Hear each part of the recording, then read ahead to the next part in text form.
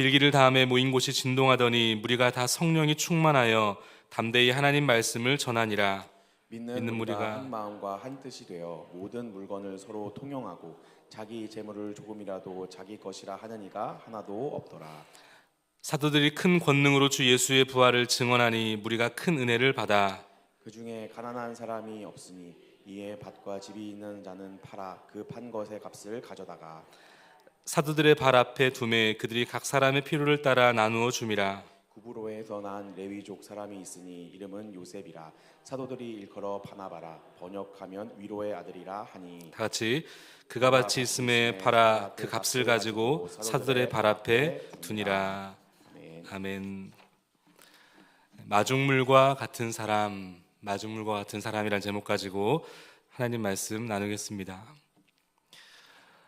사도행전 2장에서 6장은 이 교회의 급속한 성장을 보여주고 있습니다.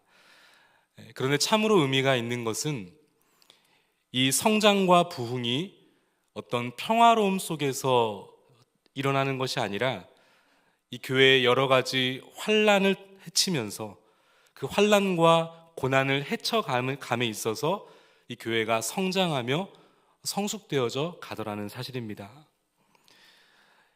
사도행전 2장에서 오순절 마가의 다락방에 성령께서 임하셨습니다. 그런데 동시에 이 악한 사단은 곧바로 사도행전 3장에서부터 아주 사나운 반격을 가하기 시작합니다. 크게 보면 한 세 부류의 방향에서, 세 갈래의 방향에서 이 교회를 공격하게 되는데 그 첫 번째가 바로 핍박과 환난이었습니다. 역사적으로 가장 많이 사단이 사용했던 방식 중에 하나가 이 핍박과 그리고 환난을 주는 것이었습니다. 이 사도행전 3장에서 이 베드로가 공회에 세워지게 되고 그리고 핍박을 당하게 되죠. 위협을 받게 됩니다. 더 이상 복음을 증거하지 못하도록 실질적인 어떤 핍박과 환난을 가하게 됩니다. 그런데 여러분, 이 사단의 전략은 어떠했습니까? 성공하지 못했습니다. 왜냐하면 이 베드로를 포함한 당시의 초대교회 성도들은 오히려 고난과 환난 앞에서 핍박 속에서도 오히려 그들을 누를수록 압박할수록 더욱더 단단해지고 더욱더 견고해졌기 때문에 그렇습니다. 그런가 하면 교회를 향한 사단의 두 번째 공격이 있었습니다. 이렇게 위협과 핍박이 실패로 돌아가자 이제는 사단이 전략을 바꾸기 시작하죠. 그것은 바로 이 교회에 아주 도덕적인 이 불순물들을 들여보내는 것이었습니다. 대표적으로 이 사도행전 5장에 보면 우리가 잘 알고 있는 아나니아와 삽비라 사건입니다. 여러분, 이 사건을 통해서 성령께서 이 초대교회의 성도들에게 경고하셨던 경고의 메시지가 무엇이었습니까? 교회 안에 어떤 위선, 교회 안에 어떤 허영, 이 교회 안에 일어나고 있는 거짓과 탐욕에 대한 그 문제를 하나님께서는 경고하셨습니다. 무엇보다 그 근본적인 그들의 밑바닥에는 바로 하나님을 하찮게 여기는 마음이 그들 가운데 있었던 것이죠.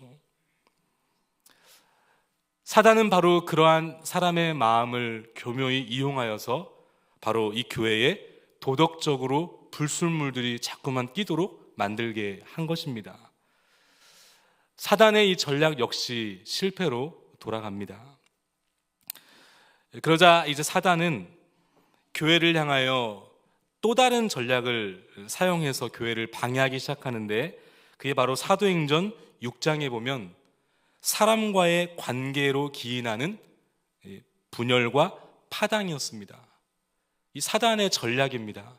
핍박과 환난을 통하여 교회를 공격하게 되었지만 그것이 실패로 돌아가자 그 다음에 사단이 썼던 전략은 교회 안에 도덕적인 불순물, 이 거짓과 위선과 탐욕과 허영이라는 것을 집어넣었지만 그것이 실패로 돌아가자 이제는 전략을 바꾸어서 사람과의 관계로 기인하는 특별히 분열과 파당이라고 하는 것을 사용합니다. 사도행전 6장에 보면 이 교회 안에 한 가지 이슈가 있었습니다. 헬라파와 히브리파 사람들이 이제 구제의 문제를 가지고 갈등이 일어나지 않습니까? 결국 그 일로 말미암아 교회의 이 사도들이 행정적인 일에 몰두하게 됩니다. 그들이 해야 할 우선적인 중요한 사역이었던 기도와 말씀 전파를 소홀하게 됩니다. 결국 그것은 이 교회에 큰 위기를 가지고 왔습니다. 바로 이것이 사단이 사용했던 교회를 향한 전략이었습니다. 교회를 무너뜨리기 위한 전략이었습니다. 여러분, 사단은 지금도 끊임없이 그리스도의 몸된 교회와 그리고 그리스도의 몸된 가정을 이렇게 공격합니다. 때로는 예수님 믿지 못하도록 압박하고 협박하고 시험거리를 제공을 합니다. 그것이 안 통하면 어떻습니까? 우리의 마음 안에 이 도덕적인 불순물들을 자꾸 집어넣습니다. 거짓되게 만들고 위선스럽게 만들고 누군가를 질투하게 만들고 미워하게 만들고 탐욕스럽게 만들어서 자꾸만 그리스도의 몸된 교회를 흔들어대기 시작합니다. 그리고는 이 전략도 통하지 않으면 급기야는 이제 어떻습니까? 사람과의 관계를 통하여서 분쟁을 만들고 그리고 파당을 만들어서 결국에는 그리스도의 몸된 교회와 가정을 깨기 시작하는 것이 바로 사단의 전략이라는 사실을 우리는 기억해야 됩니다. 그런데 여러분, 감사하고 참으로 놀라운 사실은 이러한 갈등이 도약의 기회가 된다라는 사실입니다. 믿으십니까? 교회도 그렇고 가정도 그렇고 이러한 갈등과 고난이 여러분 그것에 그치는 것이 아니라 하나님께서는 그 갈등을 통하여 오히려 도약의 기회로 우리 가운데 사용하시더라는 겁니다. 이것이 은혜입니다. 2025년 새해가 시작이 되었습니다. 여러분, 어떻게 좀 뭔가 달라지셨나요? 결코 그렇지 않습니다. 우리 주변의 상황과 형편은 오히려 더 악화되어져 가고 있는 것 같습니다. 각종 들려오는 재난과 사고, 특별히 최근에 일어난 이 무안공항의 사고는 우리에게 참으로 충격과 아픔과 고통을 주고 있지 않습니까? 여전히 환경과 상황은 조금도 나아지지 않았습니다. 사회를 봐도 그리스도의 몸된 조국 교회를 들여다봐도 그리고 우리의 몸된 이 가정의 개개인의 가정들의 문제를 들여다봐도 어디서부터 해결해야 할지 모를 문제들이 산적해 있습니다. 그러나 우리 2025년 새해 이 갈등이 오히려 도약의 기회가 될 수 있기를 주님의 이름으로 축복합니다. 어떻게 이 시대의 교회가 그리고 가정이 그리고 내가 섬기는 직장과 사업장 속에서 이러한 갈등이 도약의 기회가 될 수 있는 것인가? 그런 의미에서 오늘 이 본문이 이 초대교회의 공동체의 모습이 그리고 이 원리가 오늘 우리 가운데 중요한 메시지를 던져주고 있습니다. 믿음의 교회 공동체는 환난 중에 기도하기 시작했습니다. 그리고 그 기도를 통하여 성령께서 일하기 시작하셨고 성령의 임재가 가득한 성령의 임재와 충만이 나타나게 되는데 오늘 본문 31절 말씀입니다. 31절 우리 같이 한번 읽어보겠습니다. 같이 시작. 빌기를 다음에 모인 곳이 딘동하더니 무리가 다 성령에 충만하여 담대히 하나님의 말씀을 전하니라. 아멘. 여러분, 초대교회의 성령의 임재와 성령에 충만하자 어떤 일이 일어납니까? 담대히 하나님의 말씀을 전했다. 의외의 금지령에도 불구하고 생명의 위협을 가하는 시대임에도 불구하고 그들이 성령에 충만하자 그들에게 나타났던 놀라운 사실은 담대하게 하나님의 말씀을 증거하기 시작합니다. 여러분, 성령에 충만하십니까? 성령에 충만하다면 나타나는 특징 하나가 있습니다. 그것은 담대함과 그리고 그 담대함으로 비롯된 하나님의 말씀을 증거하기 시작한다는 사실입니다. 여러분, 그런가 하면 성령에 충만하면 무슨 일이 일어나는가? 오늘 본문 32절 말씀인데 우리 32절 말씀을 같이 한번 읽어보겠습니다. 32절 시작. 믿는 무리가 한 마음과 한 뜻이 되어 모든 물건을 서로 통용하고 자기 재물을 조금이라도 자기 것으로 하는 이가 하나도 없더라. 아멘. 여러분, 성령에 충만해지자 담대하게 하나님 말씀을 전하는 것에 그치지 않습니다. 말뿐만이 아니라 그들의 행동에서 어떻습니까? 지체들의 하나됨으로 나타나기 시작합니다. 말뿐만이 아니었어요. 하나님의 말씀을 담대하게 증거하는 것뿐만 아니라 그들의 살고 있는 지체 모습 속에서 한 마음과 한 뜻이 되었다. 이게 바로 성령 충만함의 특징입니다. 왜냐하면 성령님은 하나됨의 영이시기 때문에 그렇습니다. 교회에서 어릴 때부터 늘 수련회 이 주제를 결정할 때면 항상 임원들이 모여서 그 주제 중에 가장 늘 단골 메뉴로 나오는 주제 중에 하나가 뭐냐면 주 안에서 우리 하나 되자, 하나 되게 하소서, 늘 그랬던 것 같아요. 거의 주제가 거의 변함이 없습니다. 그만큼 하나 되는 것이 어렵다는 얘기입니다. 88 올림픽도 마찬가지 아니겠습니까? 그때 88 올림픽 주제곡이 뭐였습니까? 저도 어렸을 때 들었었는데 그 노래 참 좋잖아요. 손에 손 잡고, 제가 노래를 부르고 싶은데 참겠습니다. 손에 손 잡고. 여러분, 왜 이런 주제들이 단골 주제로 나오고 있는 것이죠? 그만큼 하나 된다는 것은 어려운 이야기라는 사실입니다. 교회도 하나됨을 꿈꾸고 세상도 하나됨을 꾸고 있습니다. 그런데 이게 참 쉽지 않습니다. 여러분, 쉽지 않은 이 문제가 어떻게 가능합니까? 바로 성령의 충만하면 가능한 줄 믿습니다. 하나님의 은혜가 가능케 하는 것입니다. 성령의 지도와 다스림 아래 있으면 여러분, 하나됨이 가능한 줄 믿을 수 있기를 바랍니다. 이 오늘 본문을 가만히 묵상해 보면 참으로 놀랍고 참으로 감격스럽습니다. 특별히 이 본문이 저는 이 시대의 교회가 어떠해야 하는지를 너무나 감동적으로 그리고 너무나 충격적으로 사실 보여주고 있는 것 같습니다. 그래서 여러분이 칼빈은 이 본문을 해석하면서 이렇게 주석을 하고 있습니다. 이 기사를 읽고서 감동을 받지 않으면 강철보다 더 굳은 마음을 갖고 있는 것이 분명하다. 무슨 말이죠?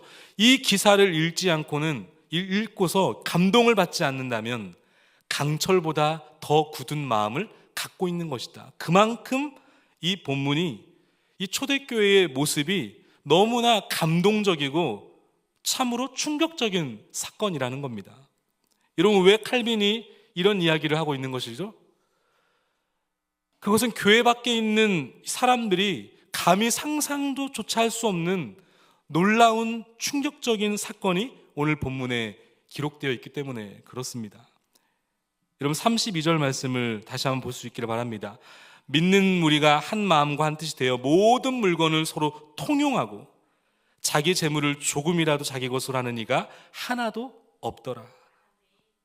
믿는 무리가 한 마음과 한 뜻이 되었는데 그 모습이 구체적으로 어떻게 나타나냐 보니까요, 엄청난 방식으로 서로의 물건을 통용하기 시작합니다. 자기 것을 자기 것으로 여기지 않았다는 겁니다. 말로만 사랑한다 하는 것이 아니라 아주 실질적으로 그리고 아주 구체적으로 그 사랑을 나누고 있습니다. 요한복음 13장 34절과 35절에 보면 주님께서 이런 말씀을 주셨습니다. 새 계명을 너희에게 주노니 서로 사랑하라. 내가 너희를 사랑한 것 같이 너희도 서로 사랑하라. 너희가 서로 사랑하면 이로써 모든 사람이 너희가 내 제자인 줄을 알리라. 너희의 사랑의 모습을 통하여 세상의 사람들이, 모든 사람들이 내 제자가 된 줄을 알 것이다. 이 말씀이 진짜로 세상에 보여주었던 것입니다. 그래서 칼빈은 이 본문을 보면서 가히 충격적이다라고 표현했을 정도입니다.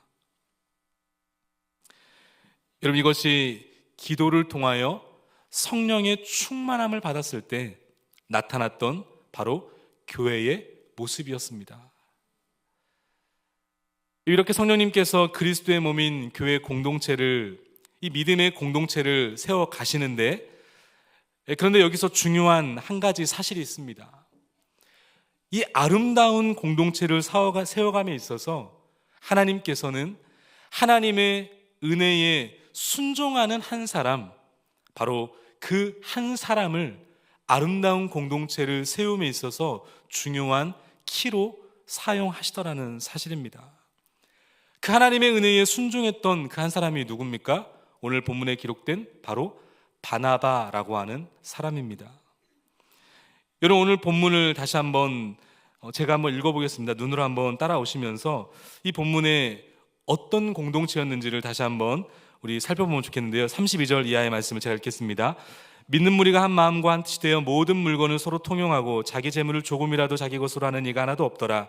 사도들이 큰 권능으로 주 예수의 부활을 증언하니 무리가 큰 은혜를 받아 그 중에 가난한 사람이 없으니 이는 밭과 집 있는 자는 팔아 그 판 것의 값을 가져다가 그 사도들의 발 앞에 두매 그들이 각 사람의 필요를 따라 나누어 줌이라. 구브로에서 난 레위족 사람이 있으니 이름은 요셉이라. 사도들이 일컬어 바나바라 번역하면 위로의 아들이라 하니 그가 밭이 있음에 팔아 그 값을 가지고 사도들의 발 앞에 두니라. 여러분, 참으로 아름다운 공동체의 모습 아닙니까? 그야말로 이 교회 공동체가 얼마나 특별한 곳이며 이 교회 공동체가 이 땅의 공동체가 아니라 하늘의 공동체였다라는 사실을 이 본문은 잘 설명해 주고 있습니다. 그런데 여러분, 이 본문을 가만히 묵상하다 보면 좀 이상하지 않습니까? 왜 갑자기 이 요셉이라고 하는 바나바를 이 본문에 기록하고 있냐는 것입니다. 여러분, 당시에 헌금을 많이 내었던 사람이 바로 바나바였기 때문에 그랬을까요?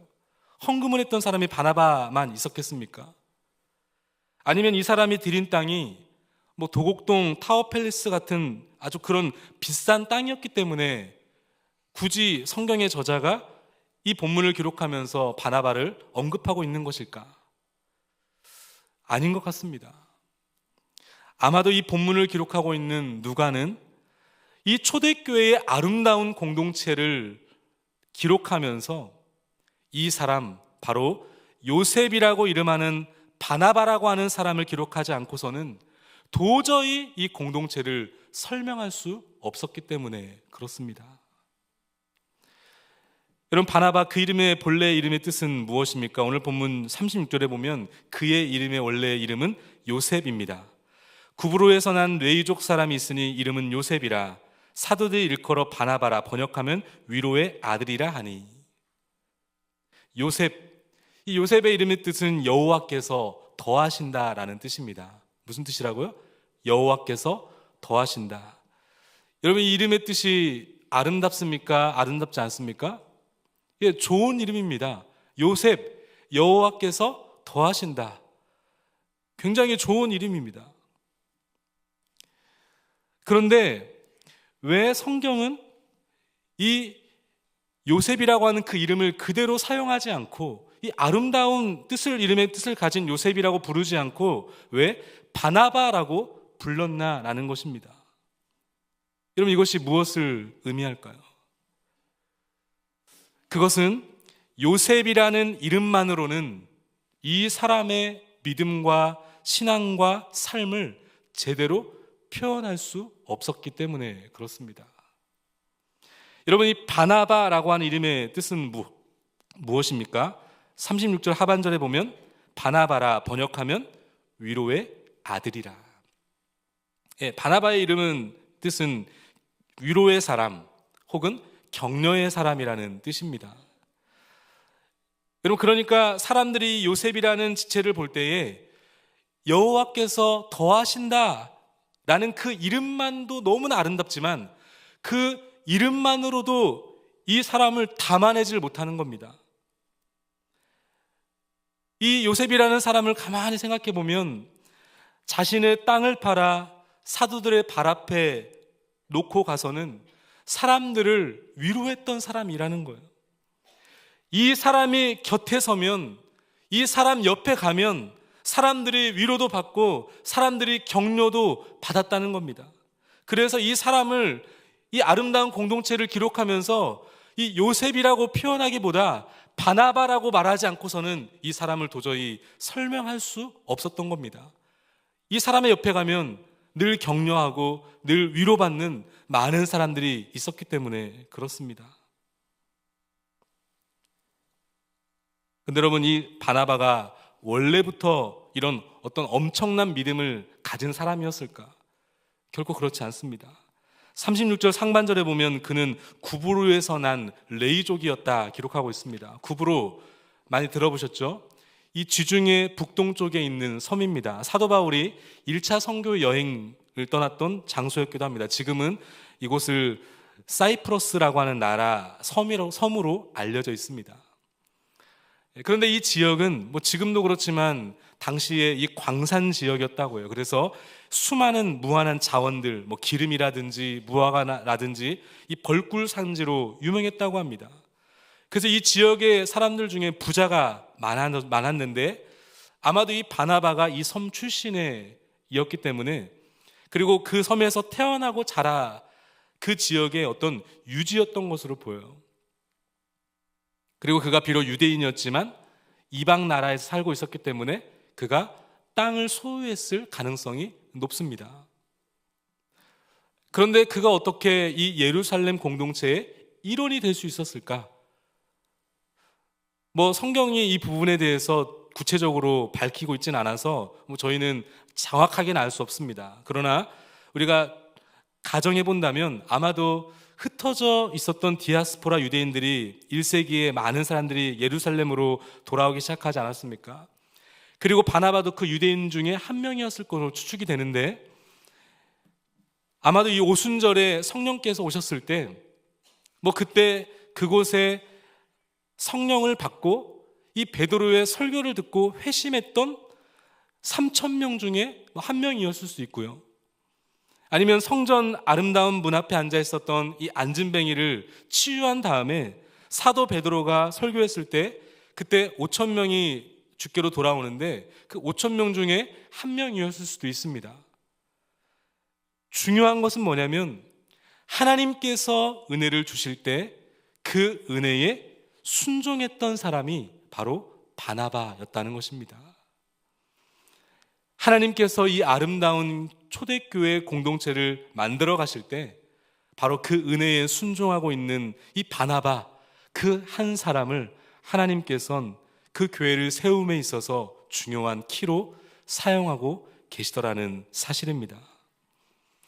오늘 저를 비롯한 우리 모두가 이 분열이라고 하는 사단의 도구가 아니라 이 바나바와 같이 아름답게 교회를 세워가는 자로 사용받을 수 있기를 주님의 이름으로 축복합니다. 여러분, 하나님의 은혜에 이 바나바가 어떻게 반응하고 있습니까? 하나님의 은혜에 우리는 어떻게 반응해야 됩니까? 첫 번째는요, 움켜짐이 아니라 바로 풀어 놓았다는 것입니다. 움켜짐이 아니라 풀어 놓으라는 겁니다. 오늘 본문 31절에 환난 중에 초대교회 성도들은 기도하기 시작했죠. 그리고는 성령의 다스림 가운데 순종함으로 담대하게 하나님 말씀을 증거하기 시작했습니다. 그리고는 그들은 그것에 머무르지 않았다고 말씀드렸습니다. 구체적으로 움켜진 손을 풀어 나누기 시작합니다. 그리고 그 중심에는 바로 바나바가 있었습니다. 여러분, 물질이 소중하지 않은 사람이 어디 있습니까? 여러분, 땅이 귀하지 않는 사람이 어디 있겠어요? 바나바 역시도 자신이 가지고 있었던 물질과 자신이 가지고 있었던 땅, 굉장히 소중하고 굉장히 중요했을 겁니다. 왜냐하면 아무리 돈이 많아도, 아무리 땅이 많아도, 아무리 돈을 많이 벌어도 늘 부족한 것은 돈입니다. 그렇잖아요. 여러분, 부자라고 해서 돈이 아주 많다고 해서 그 부자도 돈이 부족하더라고요. 왜 그런지 아십니까? 부자의 삶을 유지하고 또 그 부자의 삶을 살기 위해서는 그만큼 돈이 필요하기 때문에 그렇습니다. 그래서 돈은 늘 부족한 겁니다. 여러분, 바나바 역시도 자신이 가지고 있었던 물질과 땅은 굉장히 자신에게 중요했을 문제였을 겁니다. 소중했을 겁니다. 가만 놔두면 움켜질 수밖에 없는 것이 인간의 본능일 텐데 그는 어떻게 그 꽉 쥔 손을 풀어 놓을 수 있었을까? 여러분, 바나바가 어떻게 움켜쥐는 삶이 아니라 풀어놓는 삶을 살 수 있었을까요? 그의 눈에 이 물질보다, 이 소유보다 더 귀한 가치, 더 중요한 가치가 눈에 보였기 때문에 그렇습니다. 성령의 임재가 가득한 가운데 그 역시 어쩌면 자신의 고향 구부로로 돌아갈 생각을 하고 있었을 수도 있습니다. 그런데 성령의 임재가 그를 사로잡자, 말씀에 충만하자 그는 말씀에 집중하여 고향으로 돌아가지 않고 배우기 시작합니다. 말씀을 붙들기 시작하죠.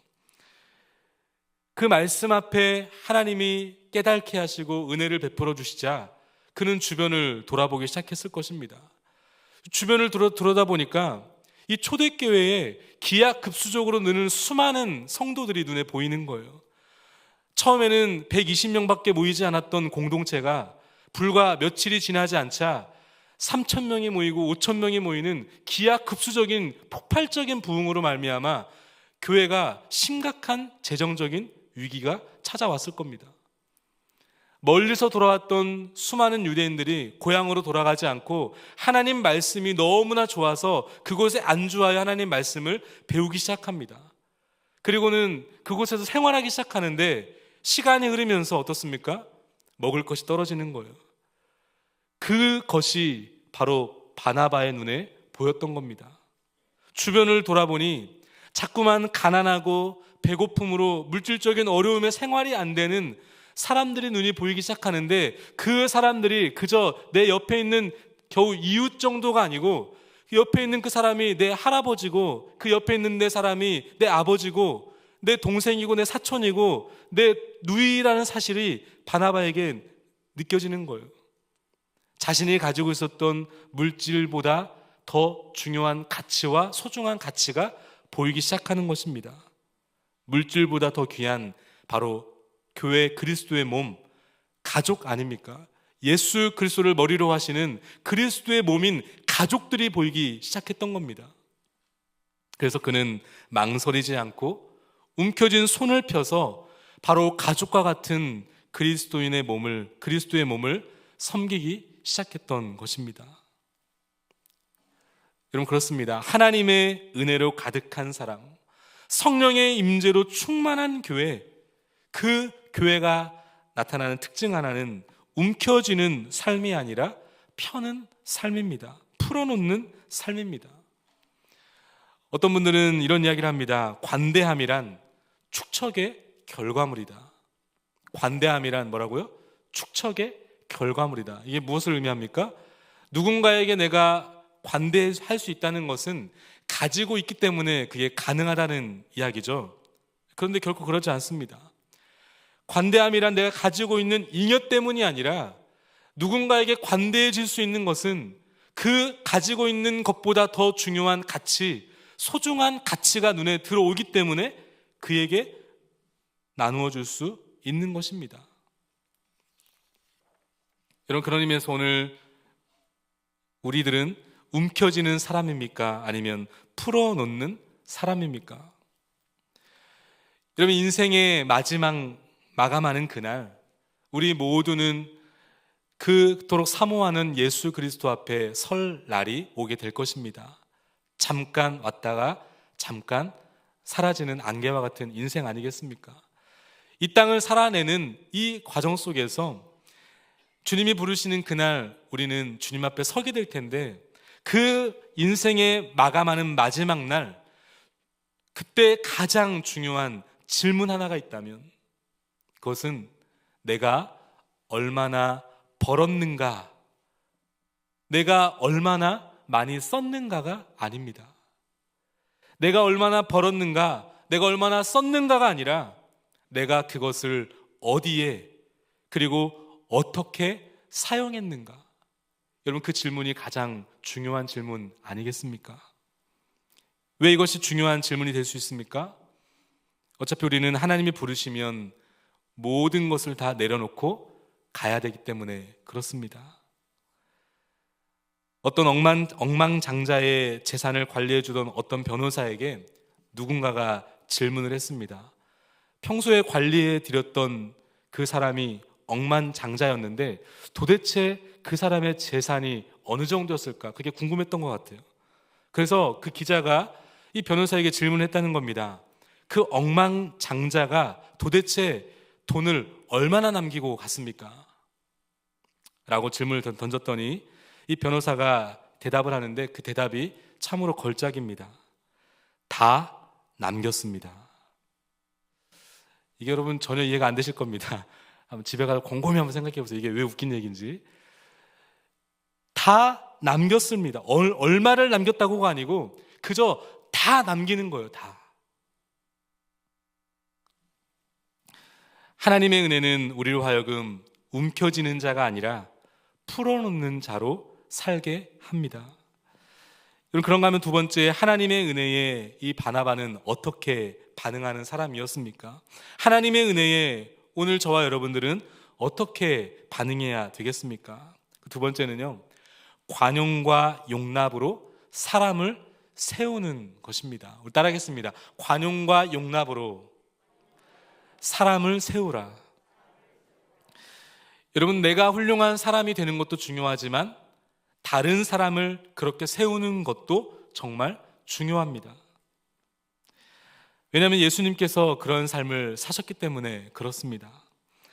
하나님의 은혜를 아는 사람, 성령의 다스림을 받는 사람, 성령의 충만한 사람의 특징이 있다면 사람을 세운다라는 사실입니다. 자, 아시다시피 사도행전 9장 26절 이하에 보면 이 하나님의 교회를 핍박했던 사울, 훗날 바울이 되죠. 이 사울을 교회의 지체로 받아들이는 데 있어서 여러분 결정적으로 그 역할을 했던 사람이 누굽니까? 바로 바나바였습니다. 사도행전 9장 26절, 사울이 예루살렘에 가서 제자들을 사귀고자 하나 다 두려워하여 그가 제자됨을 믿지 아니하니. 지금 어떤 상황인지 이해가 되실 겁니다. 앞선 사도행전 8장에 보면 사울이 여러분 누구였습니까?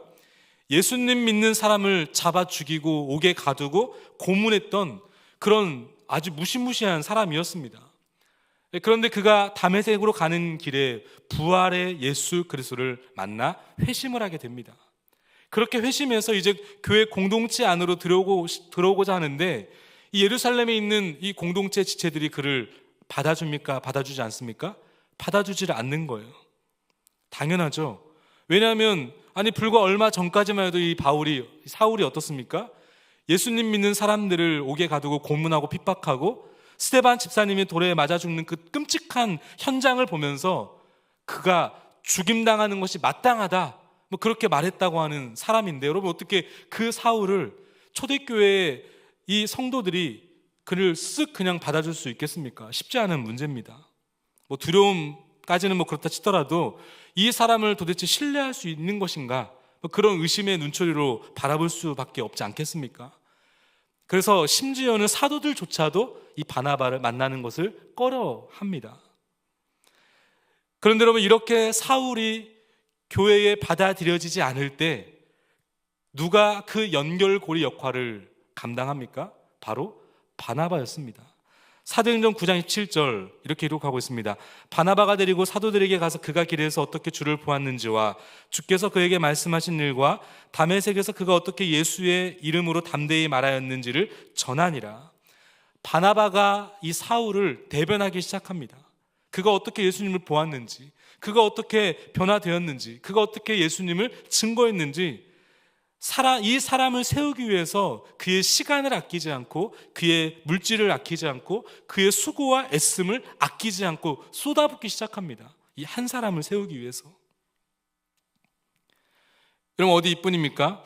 사도행전 15장 36절 이하에 보면 이 마가로 말미암아 훗날 이 사울이 바울이 되잖아요. 이 바울과 아주 크게 다투게 되는데 오늘날로 보면 선교를 하다가 이 마가라고 하는 이 청년이 소위 말하면 무단으로 그냥 자기 마음대로 사역을 때려치고 나간 겁니다. 그러니 여러분, 이 사도 바울이 입장에서 얼마나 이게 염려가 되겠습니까? 함께 선교를 한다는 것은 목숨을 걸고 하는 일이기 때문에 이 마가를 다시 데려갈 것인가 데려가지 않는가의 문제는 굉장히 중요한 이슈의 문제였습니다.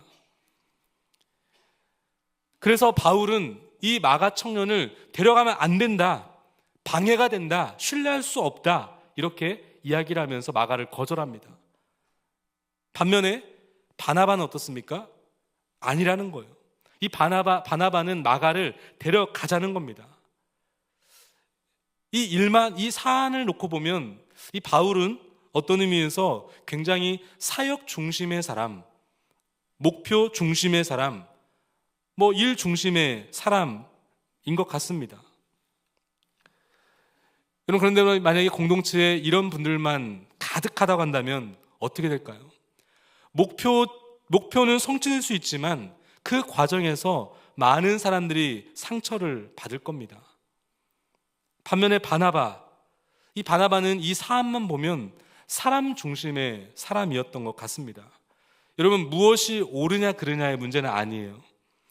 바울의 입장도 충분히 이해가 되고 옳은 주장입니다. 그리고 바나바의 입장도 충분히 이해가 되고 옳은 주장입니다.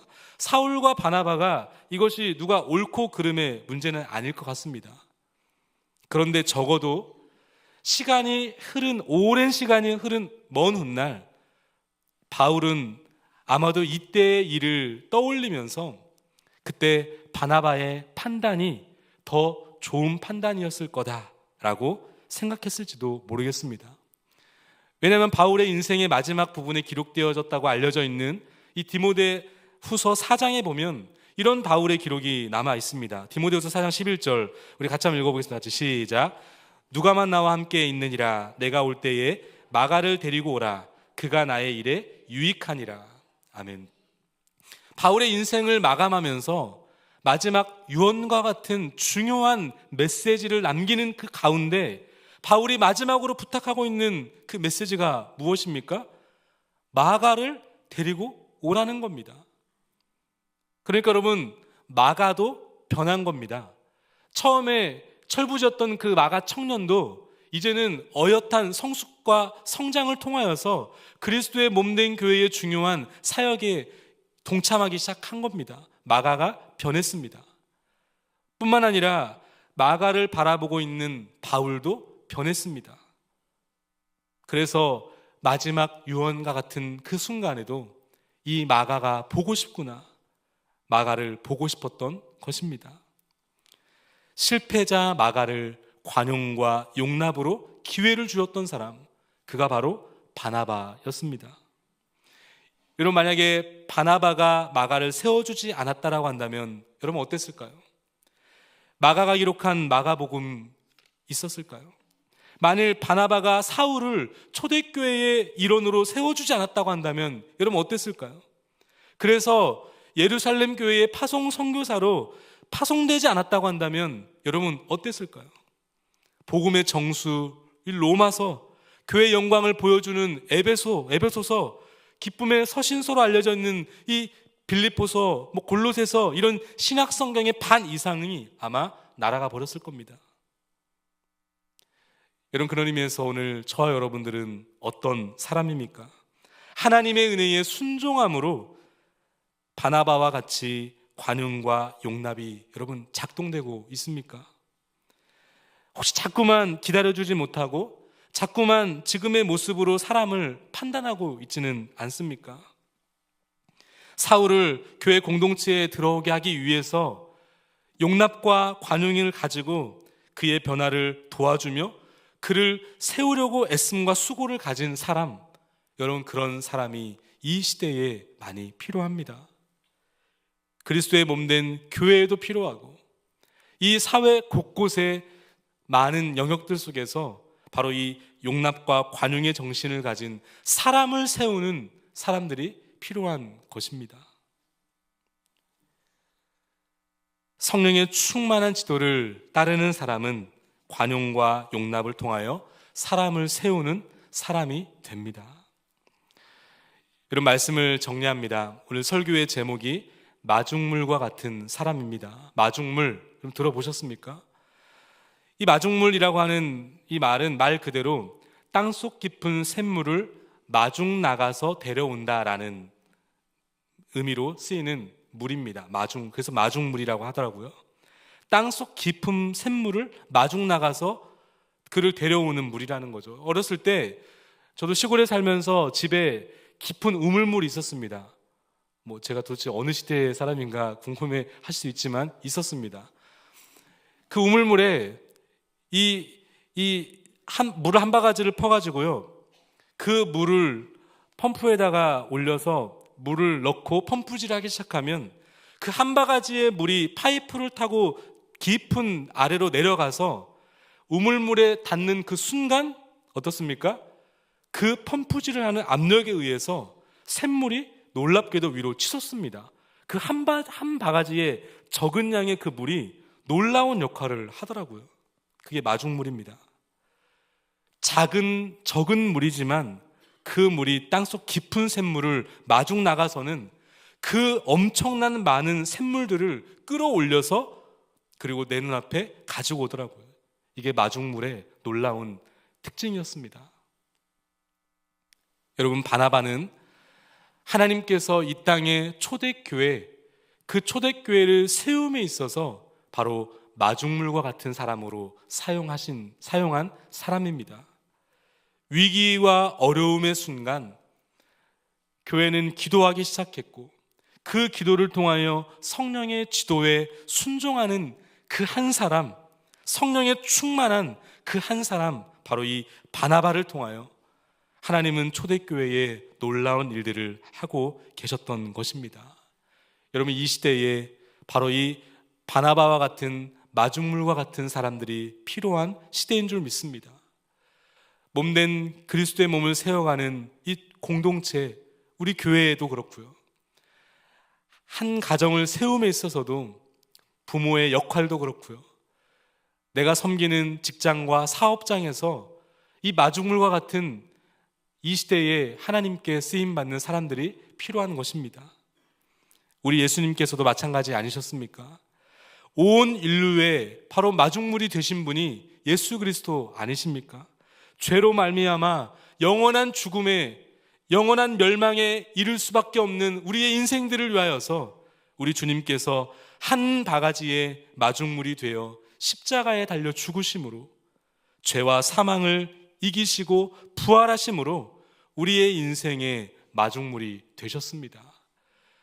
이 마중물의 은혜를 받은 자는 여러분, 마중물과 같은 인생을 살아간다는 사실을 기억하면서 25년 새해를 열며 오늘 우리가 하나님 앞에 무엇을 붙들고 무엇을 결단해야 할 것인가, 25년 새해를 열면서 몸된 교회를 세워감에 있어서 여러분, 우리가 무엇에 집중해야 하는 것인가?